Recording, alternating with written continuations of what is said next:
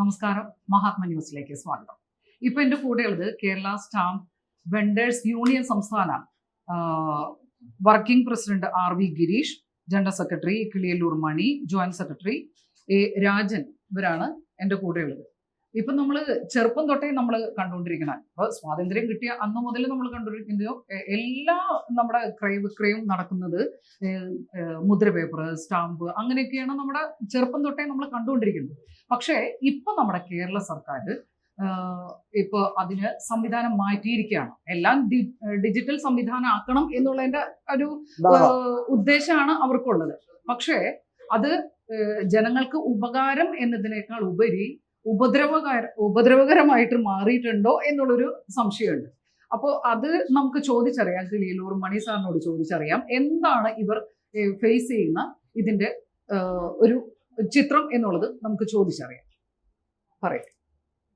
East സ്റ്റാമ്പിങ്ങിന് ഞങ്ങളെല്ലാവരും സ്വാഗതം ചെയ്ത് കൊടുത്തല്ല. പക്ഷേ ഞങ്ങൾ വർഷങ്ങളായിട്ട് നടത്തിക്കൊണ്ടിരുന്ന ചർച്ചയിലൊക്കെ നമുക്ക് ഫേവറായിട്ടുള്ളൊരു റിപ്ലൈയിൽ കൂടെ പോയിക്കൊണ്ടിരുന്നത്. പക്ഷേ അവസാന ഘട്ടത്തിൽ ഞങ്ങൾ പോലും അറിയാതെ ഞങ്ങളെ കബളിപ്പിച്ചുകൊണ്ട് ഉത്തരവ് ഇറക്കി. അതിൻ്റെ അകത്ത് ഒരുപാട് പാളിച്ചകളുണ്ട്. തൽക്കാലം ഇത് പരിഹരിച്ചില്ലെങ്കിൽ അത് പിന്നീട് പരിഹരിക്കുന്നുള്ള ഒരു വിശ്വാസത്തിലാണ് ഞങ്ങളെല്ലാവരും ഈ സ്റ്റാമ്പിനെ പിന്തുടർന്നു വന്നത്. അതിൻ്റെ അകത്ത് ഒരുപാട് പാളിച്ചകൾ, ആദ്യഘട്ടങ്ങളിലൊക്കെ ഒരുപാട് പാളിച്ചകൾ ഞങ്ങളെല്ലാം സഹിച്ചും കണ്ടും പുറത്തും എല്ലാവരും അതിനോടുകൂടെ ഇണങ്ങിച്ചേർന്നങ്ങ് പോയെങ്കിലും ഇപ്പോഴ് ഒരു 2-3 മാസമായിട്ട് ട്രഷറി ഡിപ്പാർട്ട്മെന്റ് സർവറിന്റെ പ്രവർത്തനരഹിതമായിട്ടുള്ള ഭാഗം മൂലം വെണ്ടർമാർക്ക് യഥാസമയം പത്രം എടുക്കുന്നതിനോ പണമടയ്ക്കുന്നതിനോ OTP വരുന്നതിനുള്ള സംവിധാനം ഇല്ലാതായിരിക്കുന്നു. അല്ല, ശരിക്ക് നമ്മൾ ഇന്റർനെറ്റ് സംവിധാനത്തിലൂടെ ഏറ്റവും വേഗത ഉണ്ടാവുക എന്നുള്ളതാണ് നമ്മുടെ ഈ ഒരു ഇതിന്റെ അടിസ്ഥാനം എന്ന് പറയുന്നത്. അപ്പൊ ഇതിന് എന്താണ് അതിന്റെ ഒരു കുറവ് എന്ന് പറയുന്നത്? എന്താണ്? ഒരാഴ്ചയിൽ 5-6 ദിവസം ഈ 6 ദിവസത്തിൽ ഒരു 2 ദിവസം പോലും തികച്ച് ഈ സർവർ ലൈവായിട്ട് കിട്ടാറില്ല. അത് ഇവർ ആരുടെ പാളിച്ചയായിട്ടാണ്? ഡയറക്ടറുമായിട്ട് ബന്ധപ്പെടുന്ന സാങ്കേതിക പ്രശ്നം എന്നാണ് പറയുന്നത്. ഉടനെ പരിഹരിക്കാം. ചിലപ്പോഴും ഒരു അരമണിക്കൂർ 1 മണിക്കൂറെല്ലാം കഴിയുമ്പോഴത്തേക്ക് ശരിയാവും. ഇന്നലെ ഒരു 10 മണി തൊട്ട് അല്ലേ 10 മണി തൊട്ട് ഒരു 4:45 വരെ. ഇതിനേക്കാൾ എളുപ്പമായിരുന്നു പേപ്പർ എന്ന് വിചാരിക്കാം അല്ലേ? അതെ. അതിൽ ഞങ്ങള് ഒരു ദിവസം ഞങ്ങൾ എല്ലാവരും തന്നെ 400-500 പത്രം വരെ എഴുതി കൊടുത്തോണ്ടിരുന്നു. അപ്പൊ വളരെ സ്മൂത്ത് ആയിട്ട് നടന്നുകൊണ്ടിരുന്ന ഒരു സംവിധാനം ഡിജിറ്റൽ സംവിധാനത്തിലേക്ക് ആവുമ്പോ 5 മിനിറ്റ് വേണ്ട. അവരാവുന്ന ഒരു സമയത്തോടെ 5 മിനിറ്റ് വേണ്ട. നമ്പർ ഇടുക, പേരെഴുതുക. ഇതിന് എന്താ ഒരു പരിഹാരം കാണാൻ പറ്റുന്നത്? എങ്ങനെയാണ് നിങ്ങളുടെ അഭിപ്രായത്തിൽ? എങ്ങനെയാണ് ഇതിനൊരു പരിഹാരം? ശാസ്ത്ര സാങ്കേതിക വിദ്യ നന്നായി അറിയുന്ന ഇത് കൈകാര്യം ചെയ്താൽ മാത്രമേ ഇതിനൊരു ശാശ്വത പരിഹാരമായിട്ടുള്ളൂ. കാരണം ഇപ്പൊ നമ്മള് ഈ കഴിഞ്ഞ കാലത്ത് ഓരോന്ന് പരിശോധിച്ച ഈ നൂതനമായ സാങ്കേതിക വിദ്യ വന്നിടത്തൊക്കെ അത് തുടക്കത്തിൽ എന്തെങ്കിലും ഒരു പാളിച്ച ഉണ്ടെങ്കിൽ തന്നെ അത് എത്രയും പെട്ടെന്ന് അത് പരിഹരിച്ച് മുന്നോട്ട് കൊണ്ടുപോകാൻ കഴിയുന്നുണ്ട്. പക്ഷെ ഇവിടെ ഇപ്പോൾ കഴിഞ്ഞ ജനുവരി മുതൽ ഈ സ്റ്റാമ്പിങ്ങിന്റെ ട്രയൽ തുടങ്ങി. ഏപ്രിൽ മാസം 1-ാം തീയതി ട്രയൽ കംപ്ലീറ്റ് ആയി. സാധാരണ മുദ്രപത്രം നിർത്തി ഫുള്ളി ഈ ഡിജിറ്റൽ സംവിധാനത്തിലേക്ക് സർക്കാരിന്റെ ഓർഡർ വന്നു ഇങ്ങനെ കൊടുക്കുകയാണ്. ഒരു ദിവസം നമുക്ക് ഇപ്പൊ തന്നെ നിറയെ ആളുകൾ എന്നും വരുമ്പോ കാണാം. നിറയെ ആളുകളുടെ കൂട്ടം കൂടി അവരുടെ ഫസ്റ്റ് പാർട്ടിയുടെ പേര്, അഡ്രസ്, സെക്കൻഡ് പാർട്ടിയുടെ പേര്, അഡ്രസ്, എന്ത് പർപ്പസ് ആണ്, അവരുടെ എത്ര എമൗണ്ടിനുള്ള പത്രമാണ് വേണ്ടത്, OTP വരുന്നതിനായി ഈ സർക്കാർ നിർദ്ദേശിച്ചിട്ടുള്ള ഈ ഫസ്റ്റ് പാർട്ടി ആരാണോ അവരുടെ നമ്പർ തന്നെ ഇതിനകത്ത് മൊബൈൽ നമ്പർ വേണം എന്ന് പറഞ്ഞു. ഇത് മുഴുവൻ കമ്പ്യൂട്ടറിൽ ടൈപ്പ് ചെയ്യുന്നു. അത് എന്നിട്ട് ഒരാളെങ്കിലും ഒന്ന് പരിശോധിക്കുന്നത് നല്ലതായിരിക്കും. കാരണം എത്ര സ്പീഡിൽ എത്ര അറിയുന്നുള്ള ആളായിരുന്നാലും തന്നെ ചെറിയ വ്യത്യാസങ്ങൾ വന്നേക്കും. ആ വ്യത്യാസത്തോടു കൂടി സ്റ്റാമ്പ് പേപ്പർ പ്രിന്റ് ചെയ്ത് വന്നു കഴിഞ്ഞാൽ പിന്നെ അതൊന്നും ചെയ്യാൻ കഴിയാത്തതുകൊണ്ട് അല്ല ഇപ്പോ ഞാൻ ചോദിക്കുന്നത് ഇത് ഓൺലൈൻ സംവിധാനം ആക്കുന്നത് കുറെ ഇതിനകത്തു നിന്നുള്ള തട്ടിപ്പ് ഒഴിവാക്കാൻ വേണ്ടിയിട്ടായിരുന്നോ അതോ എന്തായിരുന്നു ഇവരുടെ ഇതിനകത്തേക്ക് ഈ സ്റ്റാമ്പിലേക്ക് പറയുന്നു. ഉദ്ദേശമൊക്കെ നല്ലതാണ്, നമുക്ക് ഞങ്ങൾ സഹകരിക്കണമായിരുന്നു. പക്ഷെ വരുന്ന പാർട്ടിക്ക് ബുദ്ധിമുട്ടില്ലാത്ത കാര്യങ്ങൾ നടത്തി കൊടുക്കണം എന്നുള്ളതാണല്ലോ. അതെ, വിചാരിച്ചാൽ മാത്രം നടക്കൂലല്ലോ. പറ്റില്ല. ഇതിപ്പോ എത്ര നാളായിട്ടുണ്ട് ഇങ്ങനൊരു ഏപ്രിൽ തുടങ്ങിയപ്പോ തൊട്ട്? ഇത് സ്മൂത്ത് ആക്കാതെ പെട്ടെന്ന് ഒരു ദിവസം നിർത്തലാക്കുമായിരുന്നോ ഈ അതാ പറഞ്ഞത്. ജനുവരി മുതൽ അവര് നിർത്തലാക്കി മറ്റേ പേപ്പർ സംവിധാനം മാർച്ച് 31 നിർത്തലാക്കിയത്. ഈ ജനുവരി 1 മുതൽ രജിസ്ട്രേഷൻ ആവശ്യമായ ചെറിയ സ്റ്റാമ്പുകൾ ഇതിന്റെ കൂടെ എടുത്തുകൊണ്ടിരുന്നു. ജനങ്ങൾക്കുള്ള നോൺ രജിസ്ട്രേഷനുള്ള പത്രങ്ങൾ അപ്പോഴും ഇല്ലായിരുന്നു. ഏപ്രിൽ 1 മുതലാണ് ആ പത്രം കൂടി ഇതിനകത്ത് ഇംപ്ലിമെന്റ് ചെയ്തത്. പക്ഷെ വന്ന തകരാറ് എന്താണെന്ന് വെച്ചാൽ ഇത്രയും ഒരു ദിവസം ഏകദേശം 1 ലക്ഷത്തിന് പുറത്ത് പത്രം കേരളത്തിൽ ആകമാനം നോക്കിയാൽ ഇത് അത്രയും കയറി ഇത് ഈ പത്രം നമുക്ക് ഡൗൺലോഡ് ചെയ്ത് വരുമോ എന്ന് കേട്ട് നമുക്ക് അതിനെ കുറിച്ചിട്ടാണ് ഇത്രയും പ്രായമായി ഞങ്ങൾക്ക് ഇതിന്റെ സാങ്കേതിക വശങ്ങൾ അറിയുന്നത്. അപ്പൊ ഒരാളുടെ സഹായം ഇല്ലാതെ ചെയ്യാൻ കഴിയില്ല എന്ന്. അപ്പൊ ഈ കുറെ കാലം കൊണ്ട് പലപ്പോഴും വിളിച്ചു ചോദിക്കുമ്പോഴെല്ലാം അതിന് ചില സാങ്കേതികമായി NIC-യുമായി ബന്ധപ്പെടുന്നുണ്ട്, അവരുമായി ബന്ധപ്പെടുന്നുണ്ട് എന്നൊരു മറുപടി അല്ലാതെ ഇതുവരെയും ശാശ്വതമായ ഒരു പരിഹാരം. കാരണം ഇപ്പൊ ഞാൻ പ്രവർത്തിക്കുന്ന മേഖലയിലാണെങ്കിൽ ആധാരം എടുത്തതിന്റെ മേഖലയും കൂടിയുണ്ട്. അതിനകത്ത് ഈ കഴിഞ്ഞ 6 വർഷങ്ങൾക്ക് മുമ്പ് ഓൺലൈൻ രജിസ്ട്രേഷൻ വന്നപ്പോൾ തന്നെ ആദ്യത്തെ തുടക്കത്തിലുണ്ടായ പ്രശ്നമല്ലാതെ നിലവിലിപ്പോൾ ഒരു പ്രശ്നം അതിനകത്തില്ല. നമുക്ക് ഓൺലൈനായി തന്നെ അത് മുഴുവൻ ഒരു 10-15 മിനിറ്റുള്ള മുഴുവൻ ഡീറ്റെയിൽസ് എൻട്രി ചെയ്യാനും അതിനാവശ്യമായ കാര്യങ്ങൾ കൊടുക്കാനും അതിന്റെ പൈസ അടയ്ക്കുന്നതിനെ സംബന്ധിച്ചിട്ട് ഒരു പരാതിയില്ലാതെ അത് കൃത്യമായി പോയിക്കൊണ്ടിരിക്കുന്ന. അതുകൊണ്ടാണ് സർക്കാർ ഇപ്പോൾ ഇന്ന് വൈകുന്നേരം ഭൂമി എന്ന് പറഞ്ഞൊരു പോർട്ടൽ ഇൻസ്റ്റാൾ ചെയ്യുകയാണ്. അതെന്ന് പറഞ്ഞു കഴിഞ്ഞാൽ ഇനി ആധാരമെഴുത്തുകാരുടെ സഹായമില്ലാതെ തന്നെ ജനങ്ങൾക്ക് നടത്താൻ കഴിയുന്ന തരത്തിലേക്ക് പോയിക്കൊണ്ടിരിക്കുകയാണ്. അപ്പൊ ഇപ്പൊ ഇനി ഈ പത്രവും ചിലപ്പോ ഇനി ജനങ്ങൾ നേരിട്ട് എടുത്തുപോട്ടെ എന്ന് ഉള്ള ഒരു രീതിയാണ് ഈ കഴിഞ്ഞ 4 മാസത്തെ മുഴുവൻ പരാതി ഇതിനകത്ത് കിടപ്പുണ്ട്. അല്ല ഇപ്പൊ എനിക്ക് എന്റെ ഒരു ഇത് ചെയ്യുന്നത് ഈ സ്റ്റാമ്പിങ്ങിനോട് വെണ്ടർമാർക്കൊരു വിമുഖതയുണ്ട്. അങ്ങനെ വിമുഖതയേ ഇല്ല. പക്ഷെ വിമുഖത സർക്കാരിന്റെ പ്രവൃത്തി മൂലം ഉണ്ടായിക്കൊണ്ടിരിക്കുന്നു. കാര്യം നമുക്ക് ഒരു പാർട്ടി വന്നു കഴിഞ്ഞാൽ അല്ല നേരത്തെ പറഞ്ഞു. കാരണം വെച്ചിട്ടുണ്ടെങ്കിൽ ഞങ്ങള് പഴയ ആളുകളാണ്. കാരണം വെച്ചിട്ടുണ്ടെങ്കിൽ ഇത് കമ്പ്യൂട്ടറും ഇത് അപ്പൊ ഒരാളുടെ ഹെൽപ്പ് വേണം എന്ന് പറയും.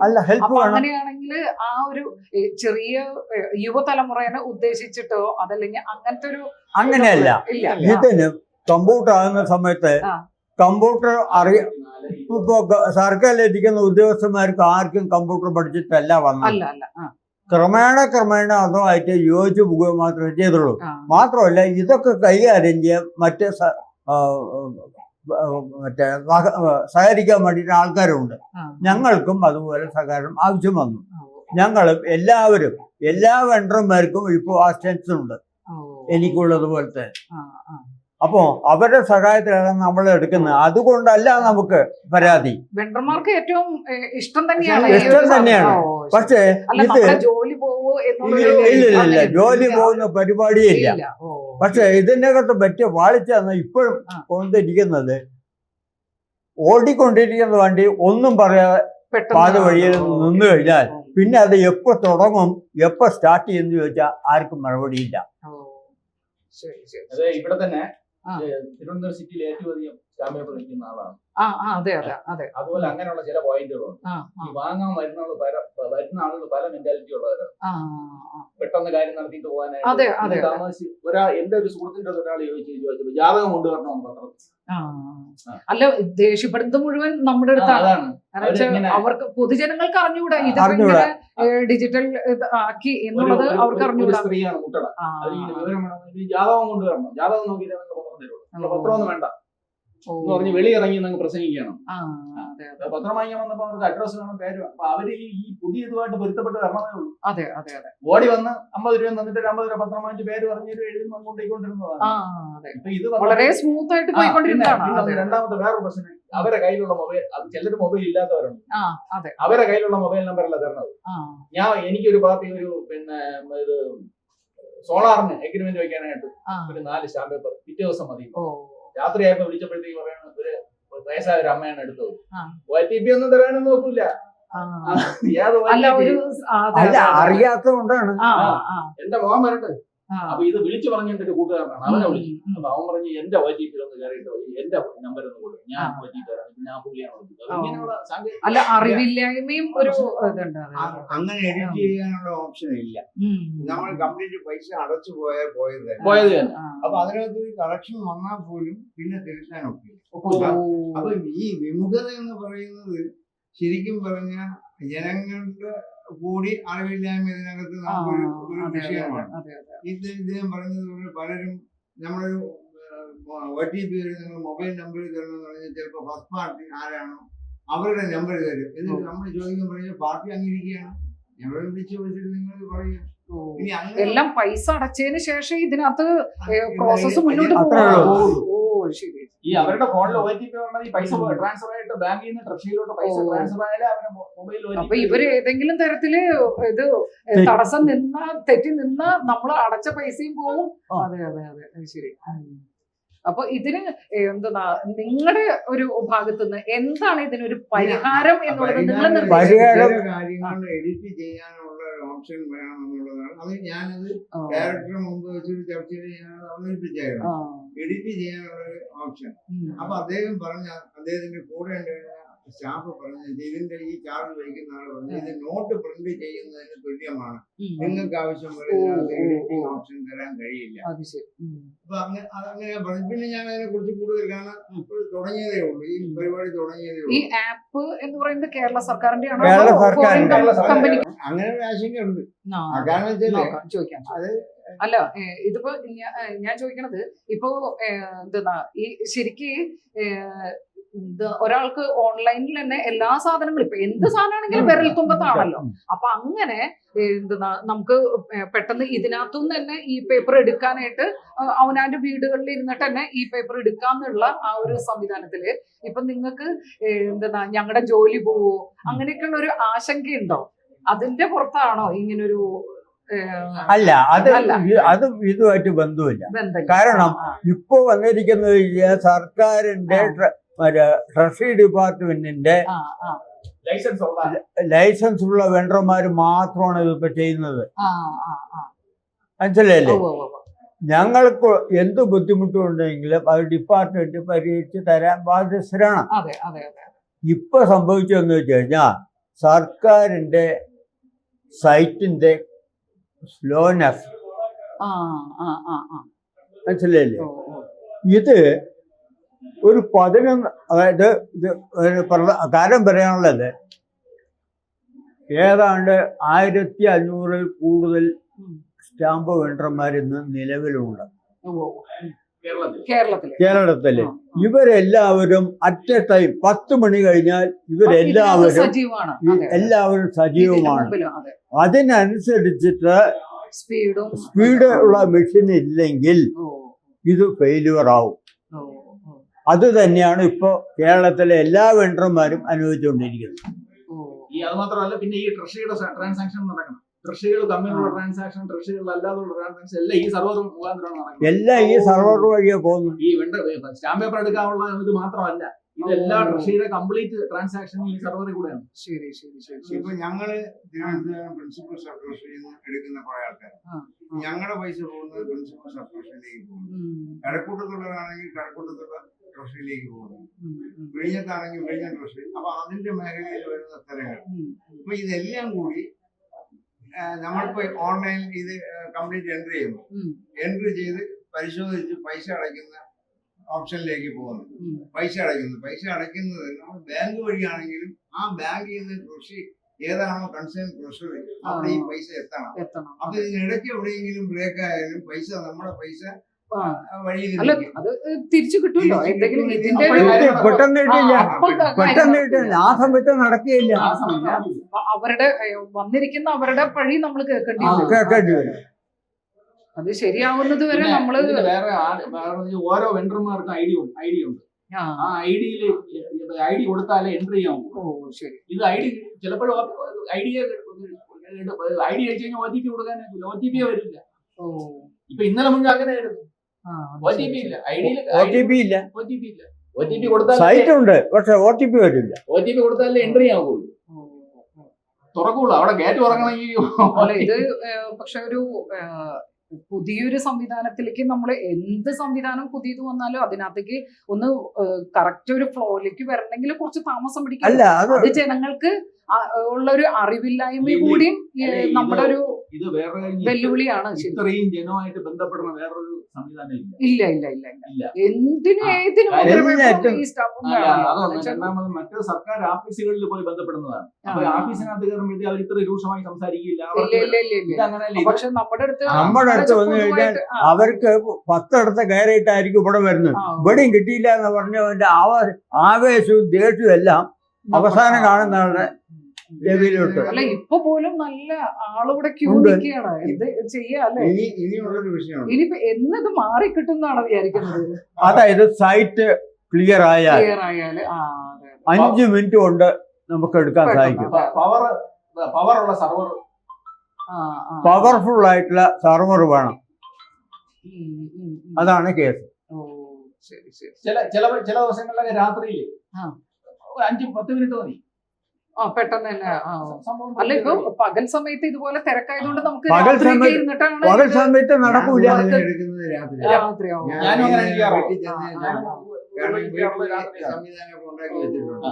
വീട്ടിൽ സംവിധാനം രാത്രിയാകുമ്പോൾ വലിയ പ്രശ്നമല്ല. പക്ഷെ എങ്കിലും ഈ പറഞ്ഞ പോലെ ചിലപ്പോൾ ബ്ലോക്ക് ആയി നിൽക്കും ഓ പൈസ ചിലപ്പോൾ ബ്ലോക്ക് ആവും. ആ. അപ്പോഴും നടക്കൂല. പിന്നെ കിട്ടും അത് തിരിച്ച്, പൈസ ആ. പോകും, നഷ്ടപ്പെടില്ല. ആ. പക്ഷെ പിന്നെ ഉള്ളത് വേറൊരു പ്രശ്നം എന്ന് പറഞ്ഞാല് ഈ വാങ്ങിച്ചോണ്ടൊന്ന് ടൈപ്പ് ചെയ്യാൻ കൊടുക്കുമ്പോൾ ചിലപ്പോൾ ടൈപ്പ് ചെയ്യുമ്പോഴത്തേക്ക് ചില മിസ്റ്റേക്ക് വരും. മിസ്റ്റേക്ക്. അതിപ്പം ഈ രാജൻ പറഞ്ഞതുപോലെ അതിനെ ഒന്ന് റീ എഡിറ്റ് ചെയ്ത് ഒരു സ്റ്റാമ്പ് പേപ്പർ കൊടുക്കാനായിട്ട് ഇപ്പൊ 200 രൂപ എന്ന് പറഞ്ഞാൽ എല്ലാവരും 200 രൂപ കളയാൻ സമ്പന്നരായില്ല. ഇല്ല ഇല്ല ഇല്ല ഇല്ല ഇല്ല ഇല്ല ഇല്ല. ഈ 200 രൂപയുടെ കാര്യം എന്ന് പറഞ്ഞാൽ 200 രൂപ ആയിട്ട് മാത്രം വരുന്ന ചില ആളുകളുണ്ട്. അവർക്കൊക്കെ 200 രൂപ നഷ്ടപ്പെടുക, അതൊക്കെ ബുദ്ധിമുട്ട് വരും. 200 രൂപ നഷ്ടപ്പെടുക എന്ന് പറഞ്ഞാല് ഓ റീ എഡിറ്റ് ഭയങ്കര ഒരു ഇല്ല, ഇതാണ്. പിന്നെ- കാരണം വെച്ചിട്ടുണ്ടെങ്കിൽ പിന്നെ ഒരു ചെറിയൊരു സ്പെല്ലിംഗ് തെറ്റിയാലും ഇതിനകത്ത് ഈ- അതെ, അതെ. അതേപോലെ മറ്റൊരു വിഷയം, പ്രധാനമായ ഒരു വിഷയമുണ്ട്. ഇപ്പൊ ഇതിനകത്ത് 34 ഓപ്ഷൻ കൊടുത്തിട്ടുണ്ട്. ആ. ആ പറയുന്ന ഓപ്ഷനിലെ പത്രം എടുക്കാൻ കഴിയും. എടുക്കാനൊക്കെ ഈ പത്രത്തിൽ ഹെഡിങ് വരും, അഫിഡവിറ്റ്, ബോണ്ട്, ആ. എഗ്രിമെന്റ് എന്ന് പറയും.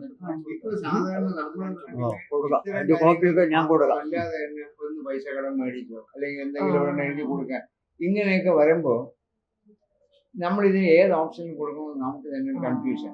ശരി. പിന്നെ ഈ സർക്കാർ മേഖലയിൽ തന്നെ എന്തെങ്കിലും ഒരു ഇതിന് കൊടുക്കുമ്പോൾ ഞാൻ വരുന്നവരോട് ചോദിക്കും ഇത് ഏത് ഓപ്ഷനിൽ വേണമെന്ന്. അവർ പറയും നമുക്കറിയില്ല, ഞങ്ങൾ നേരത്തെ 200 രൂപ പത്രം മേടിക്കാൻ പറയുമ്പോൾ എന്റെ ഈ വക നൂലമാലകളൊന്നും എന്റെ ഉണ്ടായില്ല. പേരും അഡ്രസ്സും പറയുന്നു, നിങ്ങൾ അത് എഴുതി തരുന്നു, ഞാൻ കൊടുക്കുന്നു. ഏത് ഇപ്പൊ വകുപ്പിൽ അതല്ല. പെടുത്തിയാലും കുഴപ്പമില്ല. അതെ. അതെ. പിന്നെ വേറൊരു കൂടെ പറയാം. കഴിഞ്ഞ ബഡ്ജറ്റിൽ, ആ. അതായത് ഇപ്പൊ 25-26, 24-25 ബഡ്ജറ്റിൽ വീട്ടുവാടകയൊക്കെ 500 രൂപ ആക്കിയിട്ടു. ആ. പക്ഷെ ഈ തന്നിരിക്കുന്ന പർപ്പസിൽ അതില്ല. ഇപ്പോഴും 200 കിടക്കുന്നത്. ഓ. അപ്പൊ വാങ്ങിക്കാൻ വരണവര് ചിലര് പറയും 500 തന്നെ വേണം. ഓ.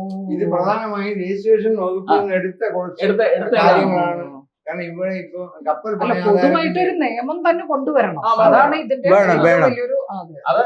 അത് ഈ ഞങ്ങളുമായിട്ടും ഈ ഏഷ്യൻ ഡിപ്പാർട്ട്മെന്റുമായിട്ട് ആളുകളും കൂടി ഇരുന്ന് ചർച്ച ചർച്ച ചെയ്താലേ ചെയ്ത് അതിന്റെ തീരുമാനം. അല്ല വെണ്ടർമാർക്ക് അതിന്റെ കൃത്യമായിട്ടുള്ള ഒരു ധാരണയുള്ളൂ. അപ്പൊ ഈ പലരും അതുകൊണ്ട് എല്ലാവരും കൂടെ ചിലര് പറയും 500 രൂപ പത്രം തന്നെ വേണം, 200 ആ, വേണം. ആ, ആ. ശരിക്കും കഴിഞ്ഞ ബഡ്ജറ്റിൽ 500 ആയിട്ടാണ് വന്നിരിക്കുന്നത്. പക്ഷെ ഇപ്പോഴും 200 ആണ്. ഇതില് പർപ്പസിൽ 200. ശരി ശരി. അങ്ങനെയുള്ള ശരിക്കും പറഞ്ഞാൽ ഈ സെർവർ കറക്റ്റ് ചെയ്ത് പെട്ടെന്ന് കിട്ടാൻ ഇതാ ഈ പറയുന്ന പരാതികൾ ഞാൻ കാണിച്ചു തരാം. അത് കാണുമ്പോൾ മനസ്സിലാവും. ഓ. പറയാം. ഇത് അവര് തന്നെ ഉണ്ടാക്കിയ ഒരു ഗ്രൂപ്പാണ് ഈ ട്രസ്റ്റി ഡയറക്ടറേറ്റിലുള്ളവര്. ഓ. ഇത് മുഴുവൻ ഇന്നലെ വന്ന പരാതികളാണ്. ഈ കാണുന്നതെല്ലാം ബാഡ് ഗേറ്റ് വേ എന്ന് കാണുന്നത് ഇതെല്ലാം പരാതികളാണ്. ഇതൊരു 1000 പരാതിയെങ്കിലും കഴിഞ്ഞ ഈ 3 മാസത്തെ പരാതി ഇതിനകത്ത് കിടക്കും. ഞാൻ ഒന്നും ഡിലീറ്റ് ചെയ്തിട്ടില്ല. ഇത് ആരെങ്കിലും ചോദിച്ചാൽ എന്താണ് ഇതിനൊരു മറുപടി എന്നറിയാൻ വേണ്ടിയിട്ടാണ്. പിന്നെ നമ്മൾ എന്തെങ്കിലും പറഞ്ഞു കഴിഞ്ഞാൽ നമുക്കെതിരെ ഒരു എന്തെങ്കിലും ഒരു നടപടി എടുക്കാൻ കഴിയുമോ എന്ന് നോക്കുന്ന കൂട്ടത്തിലാണ് വെണ്ടർമാർക്കെതിരെ നടപടി എടുക്കാൻ. ഞാൻ തന്നെ ഒരു കാര്യം സംശയം ചോദിച്ചാൽ ഞാൻ നോട്ടപ്പുള്ളിയാണ്. അതാണ് എന്റെ സത്യാവസ്ഥ. ഞാൻ കേട്ട് എത്ര മിനിറ്റ് കൊണ്ട് നമുക്ക് ഈ പത്രം എടുത്ത് കൊടുക്കാൻ കഴിയുമെന്ന് പറഞ്ഞപ്പോൾ അവിടെയുള്ള ഒരു ഉദ്യോഗസ്ഥൻ പറഞ്ഞത് 1 മിനിറ്റ് മതി എന്നാണ്. തൊട്ടടുത്തിരിക്കുന്നു, ഡയറക്ടർ ഇരിക്കുന്നു. ഞാൻ ചോദിച്ച ഒറ്റ ചോദ്യം, സാർ എത്ര മിനിറ്റ് കൊണ്ട് നമുക്ക് ഈ പത്രം എടുത്ത് കൊടുക്കാൻ കഴിയും? അപ്പൊ അദ്ദേഹം പറഞ്ഞു 1 മിനിറ്റ്. പക്ഷെ അതിന് തിരിച്ച് അവർക്ക് വേണ്ടി ചെയ്യാൻ, കാരണം വെച്ചാൽ 2 പാർട്ടിയുടെ പേരും അഡ്രസ്സും അടിക്കണം, പർപ്പസ് അടിക്കണം, എമൗണ്ട് അടിക്കണം, ഇതൊന്ന് വെരിഫൈ ചെയ്യണം. എന്നിട്ട് നമ്മൾ പേയ്മെന്റ് ഗേറ്റിലോട്ട് പോകണം. പേയ്മെന്റ് കൊടുക്കുമ്പോൾ ഒന്നുകിൽ ബാങ്ക് അല്ലെങ്കിൽ ഗൂഗിൾ പേ ഇതെല്ലാം വന്നതിന് ശേഷം മാത്രമേ പേയ്മെന്റ് ആവുള്ളൂ. പേയ്മെന്റിന് ഒരു OTP. അപ്പൊ ആ OTP കൊടുക്കണം. ആ OTP ബാങ്കിൽ നിന്ന് വരാൻ ഒരല്പം ലേറ്റ് ആയെങ്കിൽ അത് കഴിഞ്ഞു അതെടുത്തു.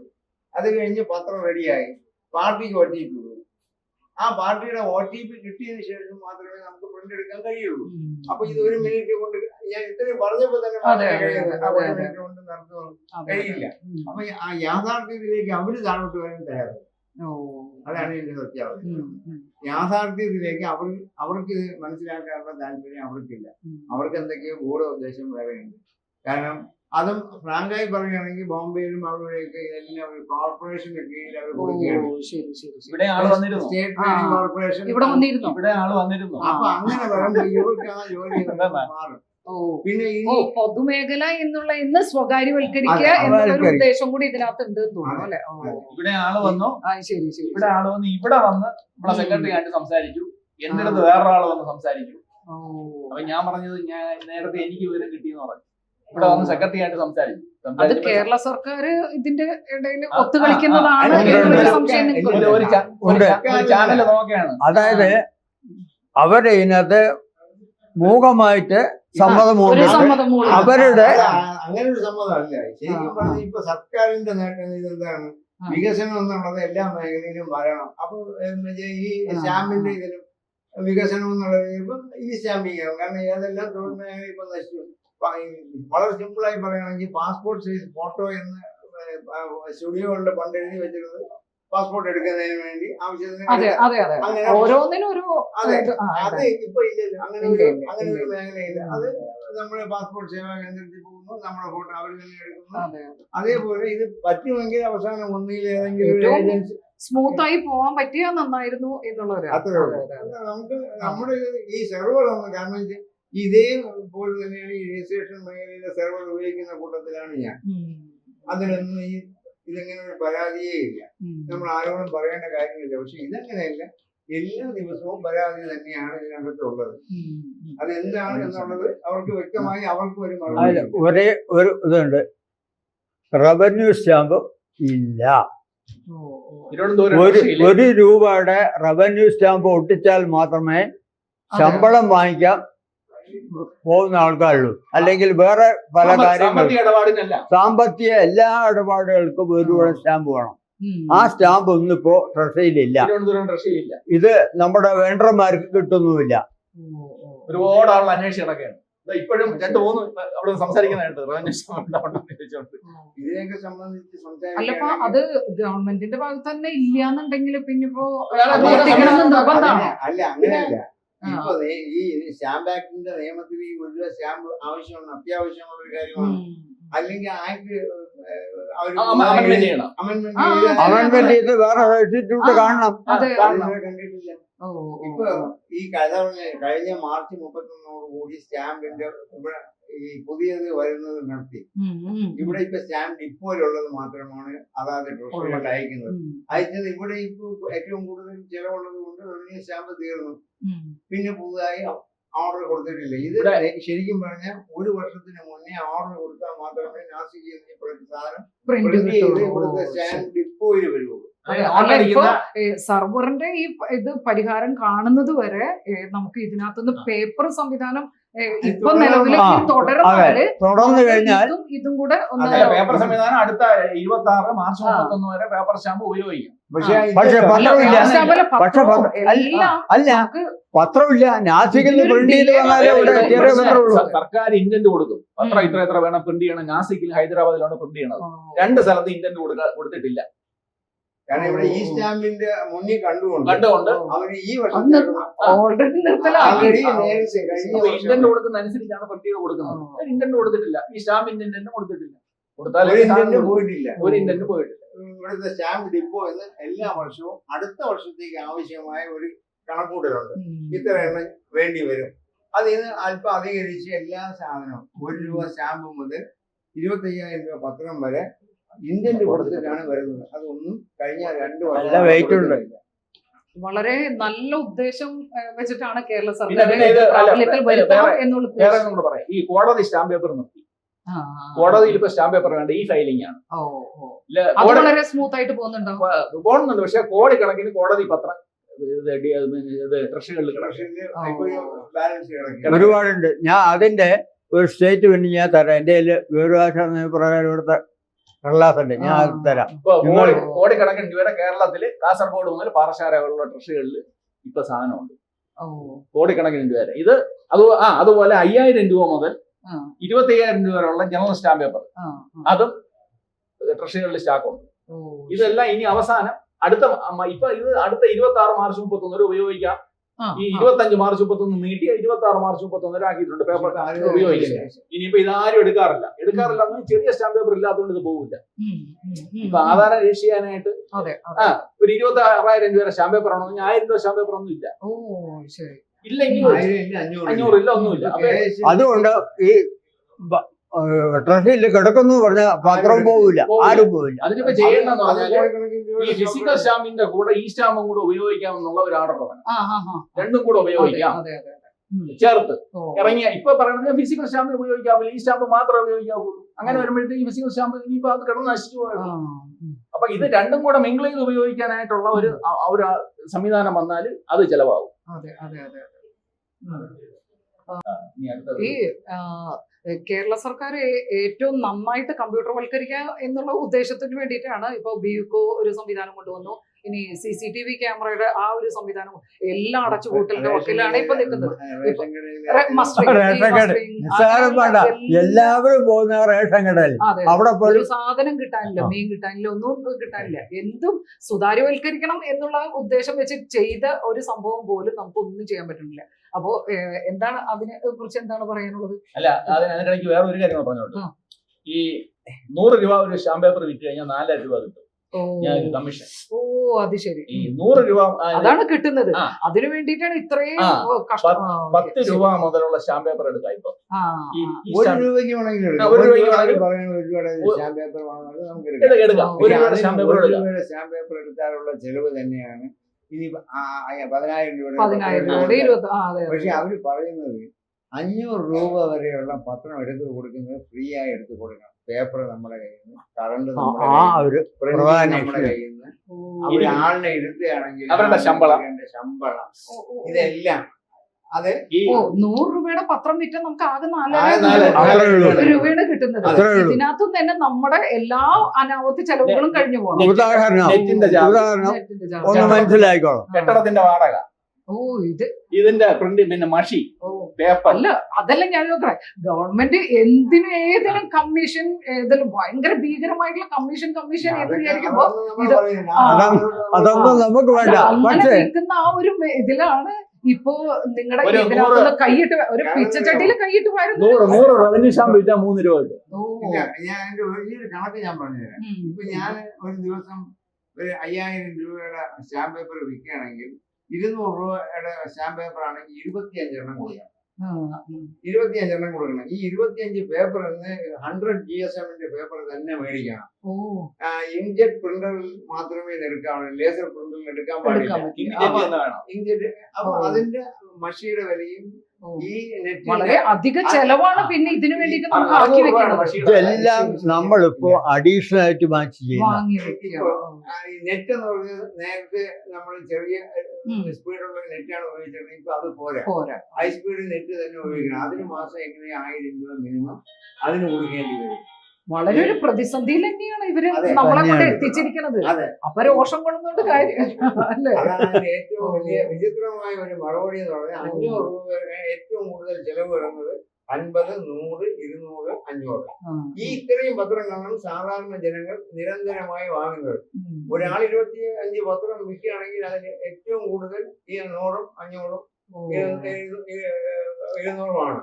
അപ്പൊ ആ സ്ഥാനത്ത് ഇപ്പൊ KSFB തന്നെ ഒരു ബോണ്ട് കൊടുക്കണമെങ്കിൽ 50 രൂപയാണ്. 10 പാർട്ടി വന്ന് 50 രൂപയുടെ 10 പത്രം മേടിച്ച് നമുക്ക് 10 പേപ്പർ കൊടുക്കുകയാണ്. അതെ, അതെ. ഈ 10 പേപ്പറിന് ഒരു പേപ്പറിന് 2 രൂപയോളം വരുന്നുണ്ട്. ഇപ്പോഴത്തെ 100 GSM പേപ്പർ എന്ന് പറയുന്നത് ഉം. 1 രൂപ, ഏറ്റവും കുറഞ്ഞ 1 രൂപ കൊടുക്കണം. ഉം. പിന്നെ അതിന്റെ പ്രിന്റിങ്, ഇതിനൊന്നും പൈസ മേടിക്കരുത് എന്ന് നിരന്തരം ഭീഷണിയാണ്. ഓ. അതാണ് ഞാൻ ഇപ്പൊ നോക്കിയത്. കഴിഞ്ഞ ആഴ്ച ഒരു മെസ്സേജ് വന്നില്ല വന്നില്ല. കേട്ടാ. അതിനെ കുറിച്ചൊന്ന് ടേക്കപ്പ് ചെയ്യണം അത് ഞങ്ങൾ. കാരണം വെച്ചില്ലേ, എന്താ കാര്യം? നമ്മളിപ്പോ ഞങ്ങള് ഒരാളെയും കൂടെ ഇപ്പൊ എത്ര അറിയുന്ന ആളായാലും ശരി, ഓ. ഒരാളെ കൂടെ ഉണ്ടായിരുന്ന എളുപ്പത്തിൽ നടത്താം. അതെ, അതെ. അപ്പൊ ആളിന് മിനിമം ആശാ വർക്കർക്ക് 2000 പിന്നെ ഇല്ല. ഇല്ല. ഇല്ല. അതെ, അതെ. ഉം. അപ്പൊ നമ്മള് 2000-ന് ആശാ വർക്കറെ വിളിച്ചിരുന്നാൽ കഴിയും. പറ്റില്ല.